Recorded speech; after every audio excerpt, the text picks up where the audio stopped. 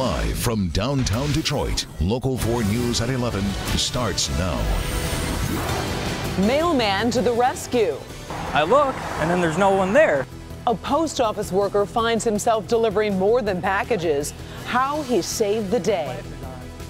Feeling the heat, record highs before the start of fall have seniors in this apartment trying to find ways to cool off. Glad you're with us tonight at 11. We're just hours away from the start of fall, but it does not feel that way. Oh, it really doesn't. The average temperature this time of year is about 72 degrees, but tomorrow's high will be near 90 again. And because of that, many are firing up their air conditioners. But seniors at an apartment complex in northwest Detroit found themselves scrambling to try to stay cool. Jermont Terry live with more on why. Jermont. Yeah, Devin, these seniors woke up like everyone else to a steamy late September. But as the day progressed, they realized that their apartments and this high rise were getting warmer. And that's because the AC apparently was not turned on. Outside the Lexington Village Senior Complex, residents tried their best to catch a breeze. It was real hot. It was too hot. Very hot. Yeah, very hot. On this surprisingly record-breaking late September day, residents awoke to find themselves without air. I'm on the 11th floor. So we know heat rises. Just how hot did it get in your opinion? Really hot. It's hot where you just constantly sweating.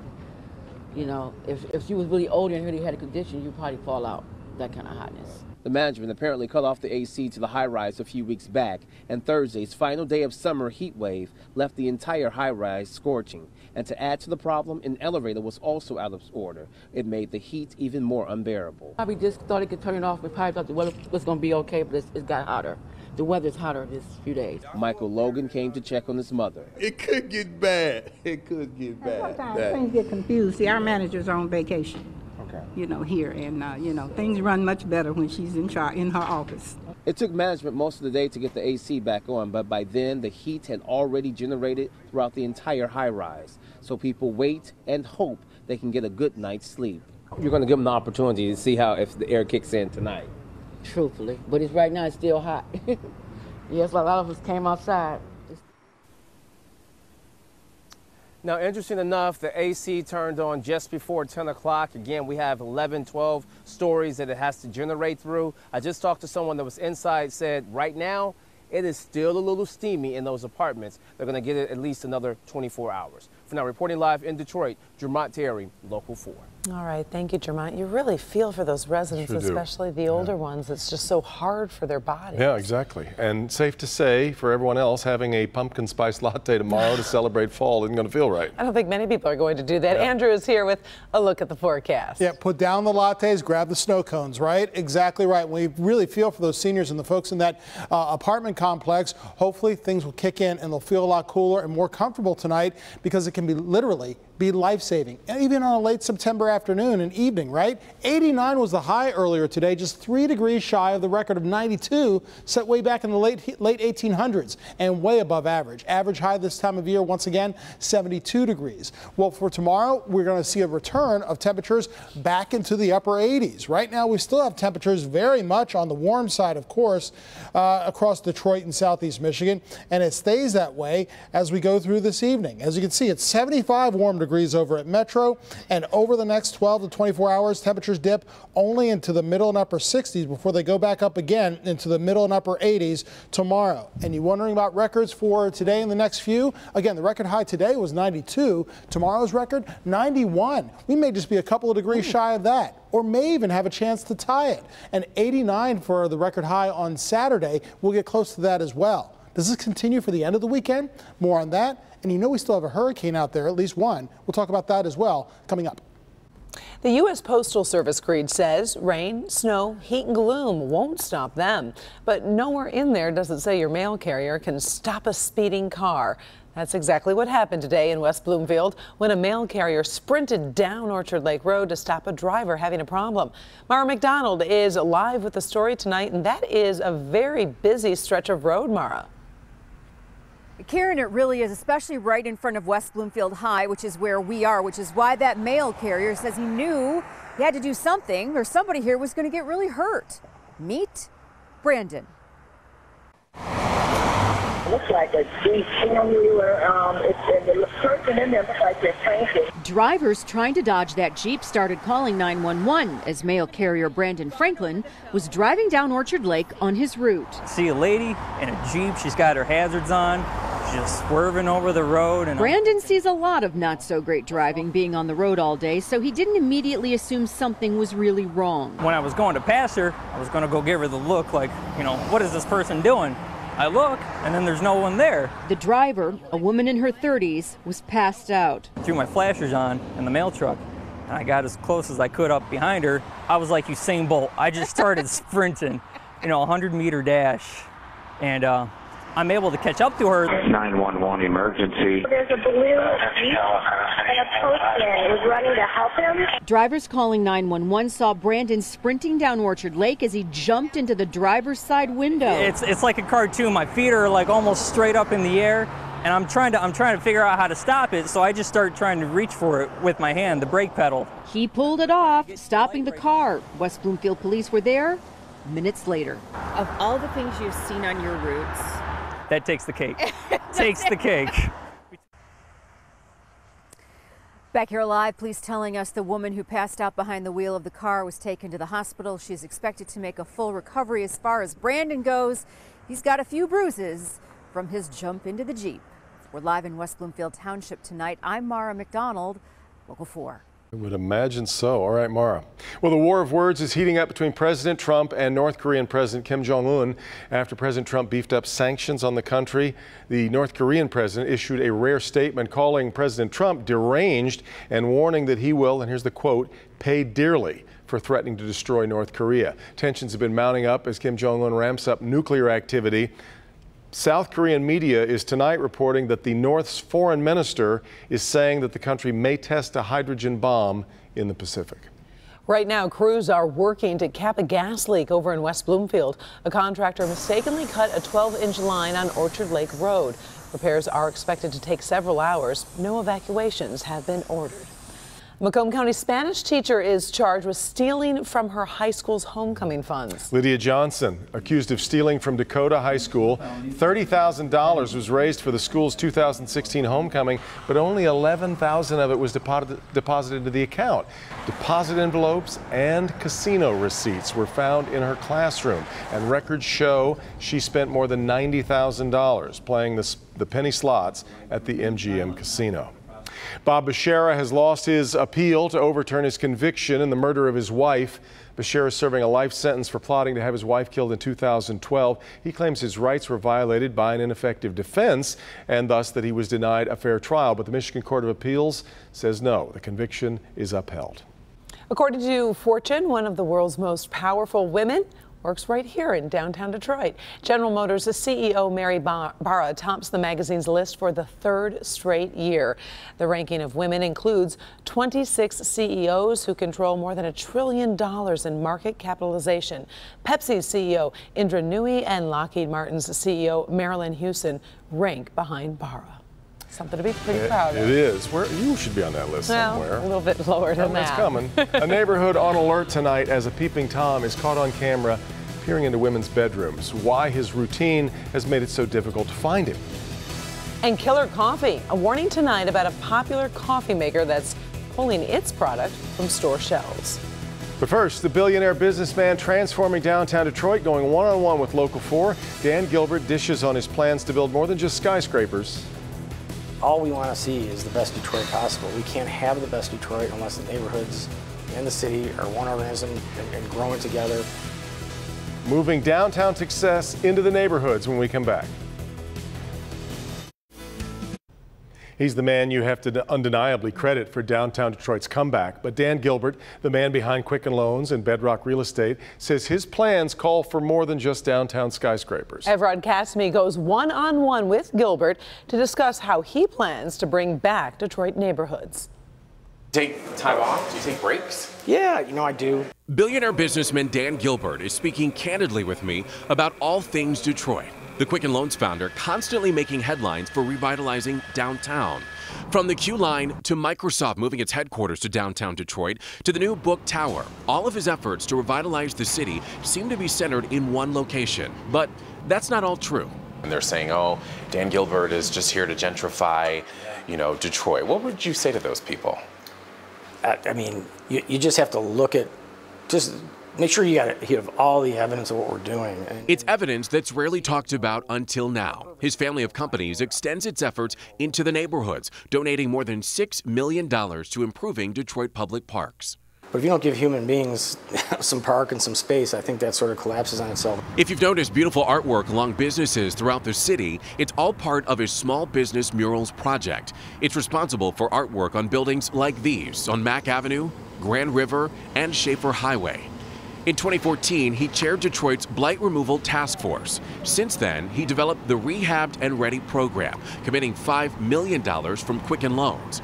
Under the program, 40 homes were rehabbed like this one on Ohio Street in Detroit's Bagley neighborhood. Blight is it's a cancer, it grows. So you have to stop that first. If you don't stop that and get rid of cut the cancer out before you treat the patient. As the multi-million-dollar queue line makes its way up and down a near 3-mile stretch of Woodward Avenue, it stops there and out of reach for most Detroiters. Gilbert insists it's just the beginning to fixing Detroit's public transit issues. Would you anticipate or are there any plans to extend it? Because I know a lot of people talk about the fact that it services downtown, but in terms of going out into the neighborhood. We have to prove to Washington that we can get our act together. So their idea was a private line that we would mostly raise private money, which we did. But if we get an RTA funded, Regional Transportation Authority, now we've got proof of the queue. We have an RTA, and you go to Washington and make a formal request for regional transportation funding. This must be done after Metro Detroit voters rejected an RTA millage in Oakland and Macomb counties last November. The largest minority employer here in the city of Detroit. What does that mean to you? Well, that's a big deal to us. It's better for business to have diversity in and so we've made a very, very strong effort to make sure that our employment represented, at least significantly represented, you know, what Detroit looks like. And as his family of companies continues to grow and help improve areas across the entire city, Gilbert's not taking all the credit. Would you consider yourself Detroit's savior? No, because no one person or no one company. I don't care if you're us or General Motors or the Illiches, it's impossible. All we want to see is the best Detroit possible. We can't have the best Detroit unless the neighborhoods and the city are one organism and growing together. So now I asked Dan Gilbert why we haven't heard much about the work that he's done outside of downtown. He simply said as an organization, they haven't done a good job of telling that part of the story, and they really just didn't want to brag about all of their good work. Now he's happy to share the full story. Evrod Cassimy, Local 4.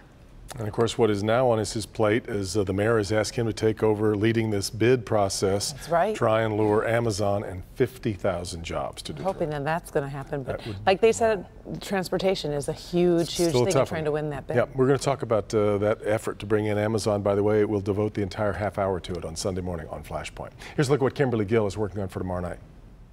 Between the two of them, they have more than 120 years of showbiz experience, 6 Emmys and 2 Oscars, and have created some of the most iconic characters of all time. One ringy dingy. You would think they would be slowing down, but they have bigger things in mind. She has an empathetic heart, and whatever she's gone through has shaped her to some degree. And that's why they are leading the fight to increase Michigan's minimum wage, and they aren't shy about why. Why should anyone in any country have to work 2-3 jobs? Join me tomorrow at 11. I sit down with Jane Fonda and Lily Tomlin to talk about why this wage fight is so important to them, the legacy of their movie 9 to 5, and their thoughts on Detroit's comeback. Only on Local 4. Here we are, just a few hours really left in summer, and it is hanging on tenaciously. Man, I sure hope you've got a t-shirt and shorts ready for the next couple of days. Less than 24 hours away. Yeah, two days, 3 days, even up to around 5 or 7. The heat remains on. Out there right now, it's going to be a warm night this evening. Make sure those air conditioners are working, ladies and gentlemen. We had a story at the top of the show about some folks who were not so lucky earlier today. Hopefully that air conditioning fills up across much of the downtown area and across much of Detroit and Southeast Michigan. Temperatures mostly in the middle and upper 60s overnight tonight, and still feeling pretty stuffy out there, so make sure your home is well ventilated. We're looking at temperatures tonight that fall into the 60s, right now at 75 warm degrees. Might want to check on seniors and your neighbors before going to bed, and certainly by tomorrow morning. Now we're still looking at the tropics, ladies and gentlemen. It is still hurricane season after all. Remember, it does not end until the end of November, and we still have Hurricane Maria that's still out there. Winds now of 125 miles per hour. That's up since you joined me at 6 o'clock this evening. Well, it will continue to be a strong Category 3 storm, weakening slowly over the coming days. By the end of the weekend next week, staying away from the U.S., staying over open waters, but for right now, pounding Turks and Caicos and parts of the southern Bahamas, some of the southern islands right here, right off the Florida coastline. Hopefully it will remain offshore. Those models update frequently, and we'll have the latest one for you tomorrow morning. Right now, we've got temperatures in the warm 70s in your neighborhood. 72 in Oxford, 73 over in Macomb Township. It's warm everywhere. 73 for our friends also over in Monroe. And again, temperatures in the 60s later this evening. Boy, we had some pretty nasty thunderstorms earlier this evening. You could really see the vivid lightning, especially in western Oakland County, parts of Livingston County. But with the sun setting earlier, those showers and thunderstorms faded away pretty quickly, and we're in for a dry rest of the night. Maybe some patchy fog, but that is it. Boy, it made it up to 94 in Chicago. You thought it was hot here, right? 92 for our friends in Indianapolis. And dew point temperatures gives you an idea of how much moisture is in the atmosphere. When they get in the upper 60s and low 70s like they did today, it means the atmosphere is certainly soupy and unstable. So we saw some isolated showers and thunderstorms this afternoon. Won't see any tomorrow morning, maybe some patchy fog in the morning, that is. But in the afternoon, we could see a couple of showers occur once again and hear the rumble of thunder around 3, 4 o'clock in the afternoon and afterward. So tonight, we already had those isolated showers in the evening. Those have faded away.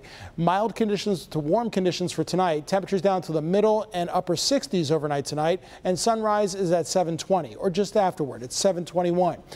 Fall still begins at 4:02 p.m. By that time, we'll be near 89 to near 90 degrees. Again, a couple of degrees shy of the record for tomorrow. 87 on Saturday, more sunshine. On Sunday, play football indoors. Why not do it outside? Well, because it's hotter outside.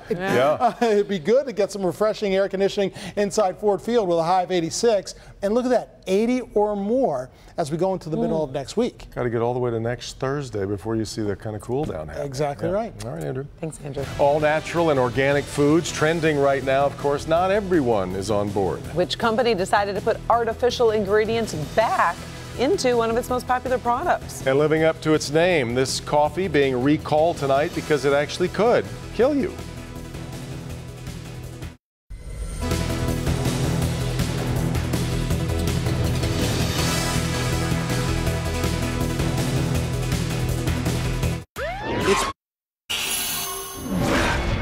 The 22-year-old Fenton man who caused a crash in Livingston County that killed 5 people will stand trial. Matthew Carrier is charged with 5 counts of second-degree murder. Prosecutors say he was drunk and speeding when he blew through a stop sign back in May. 2 men who fired paintballs at road workers in Detroit are now charged with assault. They posted video of themselves on Facebook carrying out the attack. The video also showed them smoking marijuana while driving with a toddler in the back seat of their car. A vacant Catholic school on Detroit's east side will be transformed into affordable housing units. The old Transfiguration School on Syracuse near East McNichols has been empty since 2005. Construction on the new project is expected to begin next fall and finish in 2019. An unusual Help Me Hank recall alert tonight. A brand of coffee is being recalled because it could actually kill you. The cold brew cans of Death Wish coffee may be tainted with a toxin causing botulism, and that actually can be fatal. No illnesses have been reported, but the recall is being done, we're told, out of an abundance of caution. By the way, it's called Death Wish coffee because it is advertised as being the world's strongest. 1 cup has 5 times the caffeine of regular coffee. A peeping Tom on the prowl over in California. Surveillance video shows him peering into people's windows in a neighborhood near San Francisco. Neighbors say he's been spotted multiple times, all at different times of the day. Police are still looking for him. Well, this is a new kind of throwback. The popular kids cereal Trix is making a classic comeback. 2 years after eliminating artificial colors and flavors, Trix is now back to its old tricks. General Mills, the company that makes Trix, says people complain that they missed the vibrant colors and the nostalgic taste, as they put it, that classic cereal had. So starting next month, there will be 2 versions, the original with red dye 40 and high fructose corn syrup, and the version without artificial colors and flavors. Those were called kicks, those. Remember those? I do remember those. Kicks and tricks. You got it, man. That's very good. Old school.